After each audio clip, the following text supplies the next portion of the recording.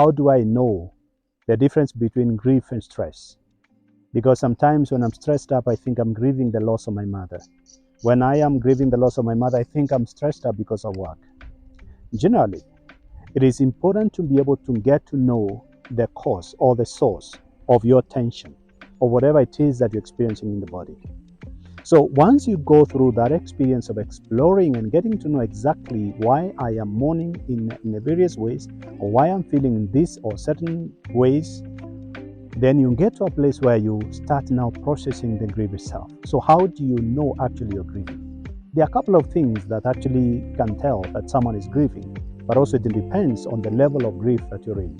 Because when it comes to grief, there are various stages that we expect to see. Maybe you can see all of them at once, at the same time. You can see them maybe in a linear way. You can see them back and forth, but at least these few features are supposed to be available when you're going through grief. At least you can trace and say, for example, the first one is anger, and the first one is denial. So you may notice that there is a sense of denial, that you don't believe that actually someone has died, or something has been lost, or marriage is gone, it's lost, or health is lost. It can be any loss, but the moment you get to a place where you feel like, I don't believe that this loss has occurred, that is already a sign that you're denying. You're not in touch with your own grief process. And so there is no way to be able to move on with grief when you still deny that someone has died. It's simply because, if you deny something, it doesn't exist. And therefore, how can you even start the journey of grieving when already you have not lost someone? So that stage 2 is not really a very negative stage, because most of the time we are afraid and we tend to think this is not right, you shouldn't deny. But sometimes that denying is very important, because when you deny, what happens is this, that you are trying to avoid, your mind is trying to avoid coming into actual contact with the loss. And when you come into actual contact with the loss, actually sometimes your system can shut down. You can experience shock in a way that you shut. And we have had people who have been told the news, given the news that someone has died, and actually they passed on themselves, or they died themselves. This is simply because they probably took in the news as it was. And then again, there is a stage that we call anger or shock. This anger and shock is basically you getting angry at what has happened. And this can happen even to someone who is anticipating death. Like, for example, someone who is terminally sick. They are already in palliative care, and they are wondering, why am I sick? Why me? Why did God allow this happen? Why did the doctors never help me? Why, all these things. And so we can get angry at ourselves. We can get angry at God. We can get angry at the doctors. You can get angry at anyone. And it's okay, because at that moment, remember, you have not still come to terms with the loss. So you're still trying to assign the responsibility of loss or the pain of grief to someone else. You are actually attributing the loss to someone else. In other words, the one who should grieve is not you, it is the doctor who did not do their part, and that's why you lost the loved one.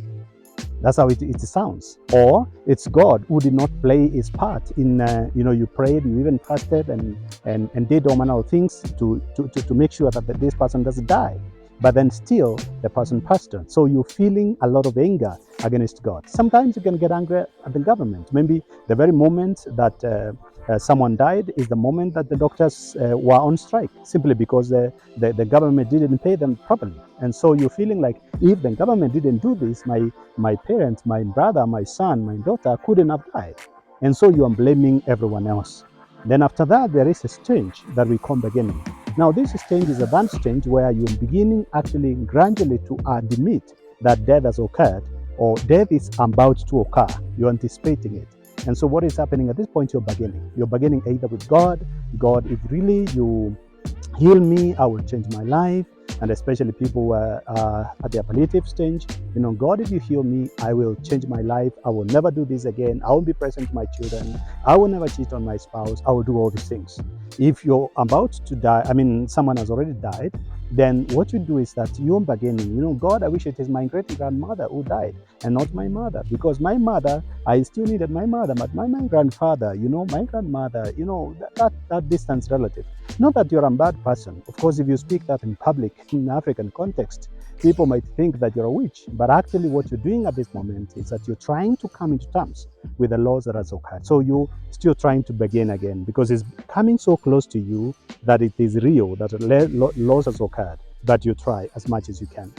Then you go to the stage that we call depression.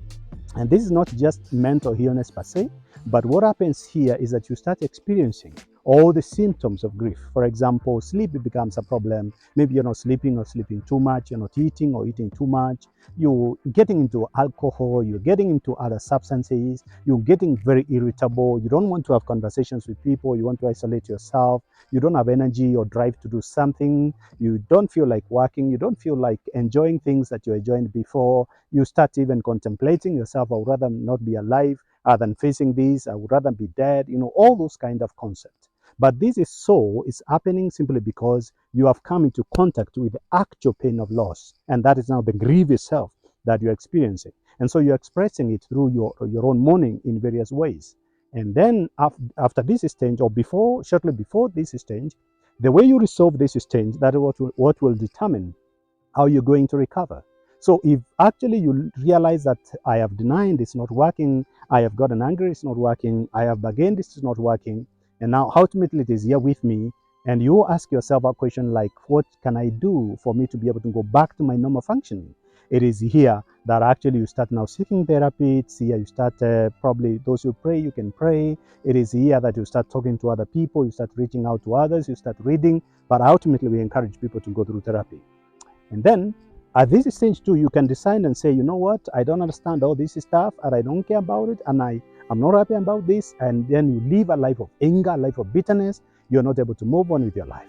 And then it comes to the area of acceptance. Now, acceptance is a stage that I really handle for like a whole session, honestly, but I'm just mentioning a few things. This is when you come to terms with the loss. Not that you agree that the person died, but actually you get to a place where you realize, anyway, there's nothing I can do, this person is gone.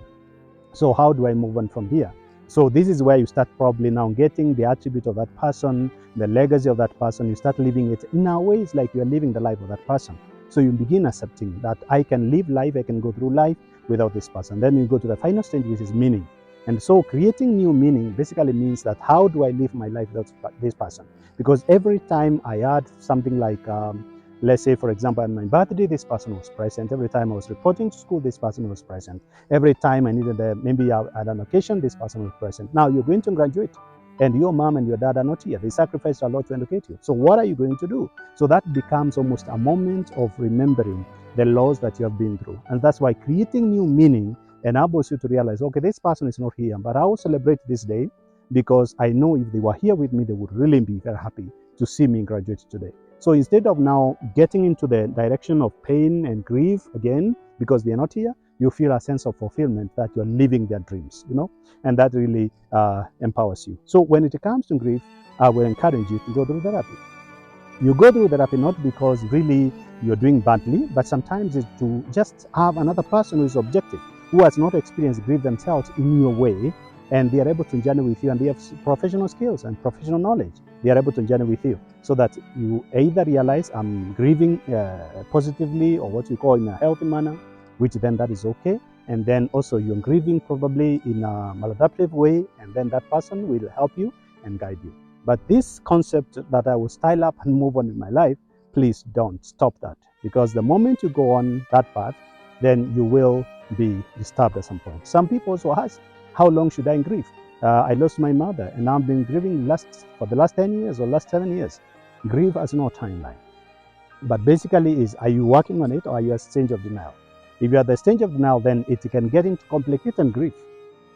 But if you are at a point where you're able to process your grief and still struggling with it, then you need help with therapy or with a therapist so that you can get to a place where you're able to go back to normal life. Losses are normal and they will happen in our lives.